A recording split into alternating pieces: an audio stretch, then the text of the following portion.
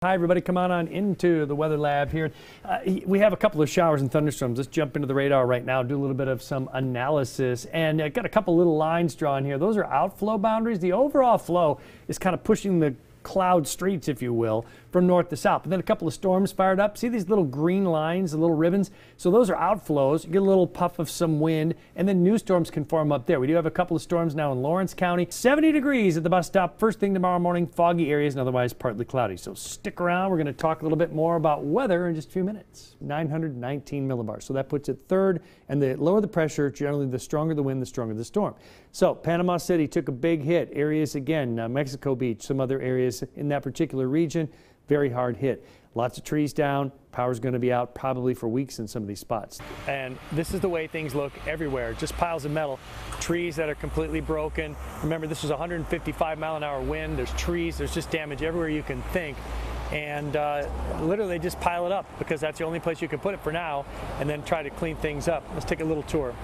Weather-wise, we have Spencer from WXCAST, right, in Charleston, West Virginia.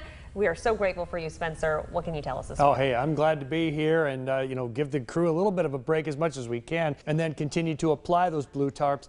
And let me give you just a little sense of the kind of rain that's in store, too, because I know people, especially if they're listening on the radio and not able to watch, the rain we're talking about is not a prolonged kind of rain. This is scattered showers and storms for tomorrow, the kind of thing where, we should be able to kind of deal with that. It'll get on through. Obviously, it's a hassle if you have not covered the roof, but... All right, hi everybody, Chief Meteorologist Spencer Atkins. I'm live at Lately Field in Charleston.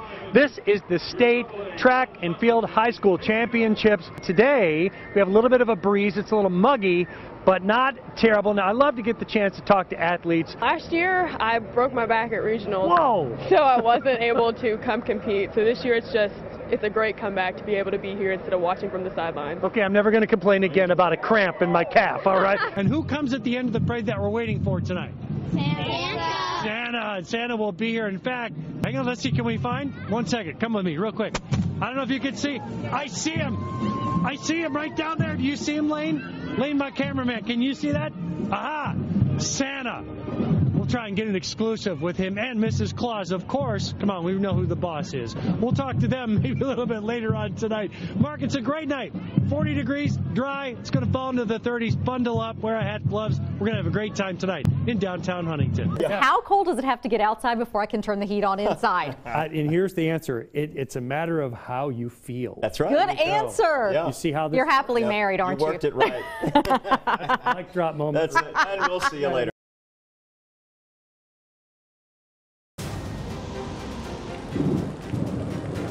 The biggest misconception we hear as meteorologists is that tornadoes don't happen here because of the mountains. That's not true. Perhaps we don't see as many tornadoes, but we do see them.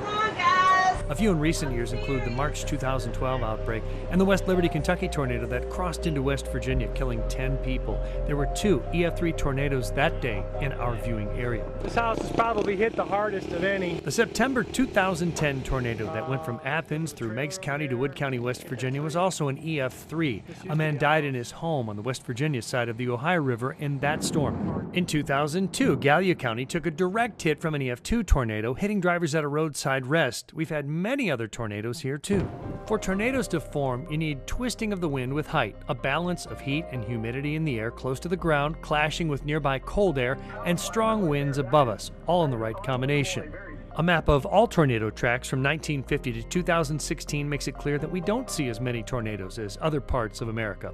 One speculation is that low-level winds flowing into the mesocyclone, which can generate a tornado, suffer from turbulence and friction. Oh, man.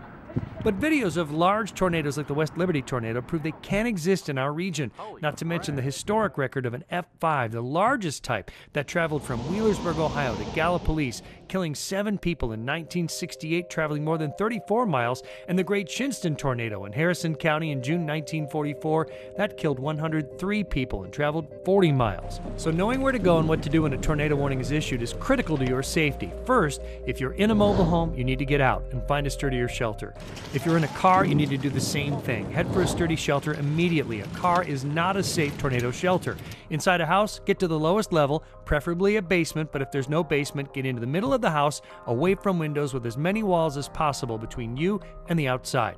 Cover yourself with pillows or cushions. Grab a bike or a sports helmet and have on decent shoes, especially if you need to escape once the storm passes. Get our Storm Tracker 13 weather app, which will alert you of any storm. Oh my God.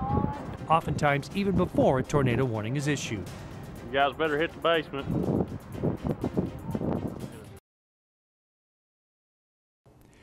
Welcome back. Now, people say winter weather is unpredictable. That's not entirely true. Winter systems are usually seen days ahead. It's the details that can be hard to pin down due to the terrain, the placement, the strength of the cold air, the movement of the storm itself, and other factors like timing. So what are some of the things that meteorologists look at when it comes to forecasting winter? Well, there are some known pressure patterns around the globe we show here on this map, like El Nino or La Nina, that relates to the temperature of the water in the Pacific, which in turn influences the flow of the jet stream, which steers storms in response to surface temperatures and pressures. Now that can influence an entire season.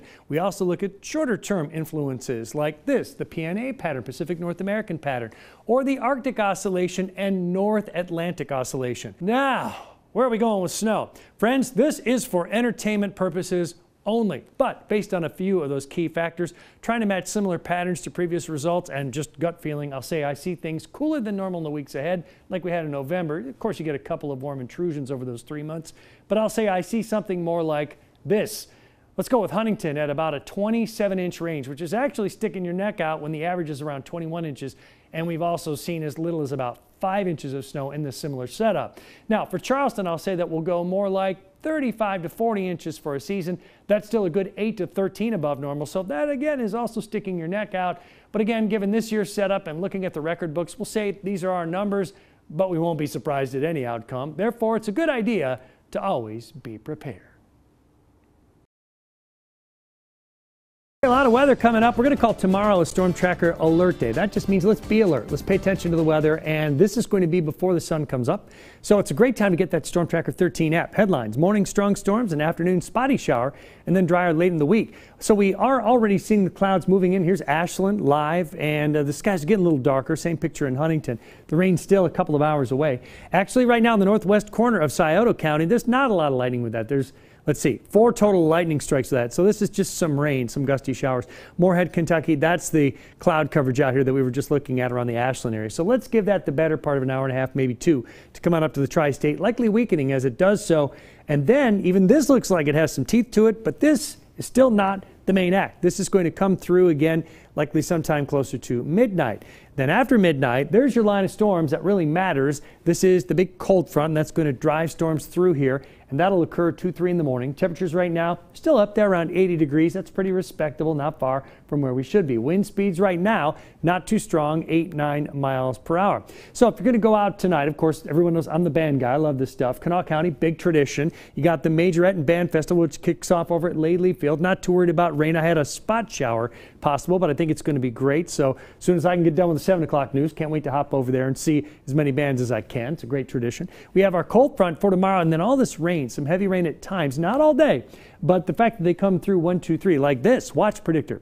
We see those storms again coming close to the US 23 area at midnight.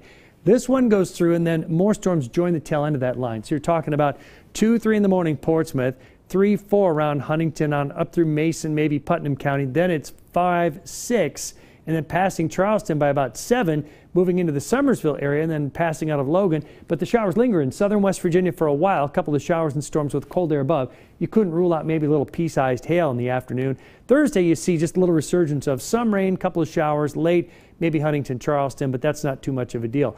Winds at 5,000 feet. This is not your surface. This is up above. But if a taste of that were to come down, you can see that the winds are strongest at 3, 4 in the morning, 49 miles an hour up there. And then all of a sudden by about 8 o'clock, they come down. And then they really come down after that. How much rain are we talking about? Well, generally less than an inch. But if you were to see 2 or 3 of those downpours that come through with something that looks a little bit more like, you know, half of an inch of rain, well, that could be a problem in spots. So there's your severe storm risk area. It picks up a little bit from Charleston up to the north to the east, a slight risk based on wind number 1 Hail number 2, tornado risk is not 0, but it's low. And again, flash flooding is on the board, but not too big. 69 degrees for tonight, 76 degrees for tomorrow. And you saw those showers and storms that are still lingering, just a few, mainly in West Virginia. On Thursday, not all day, 72 degrees, much cooler, 50s for your lows. Friday, Saturday, Sunday look great. A good chance to be outside. Then another front by about Tuesday.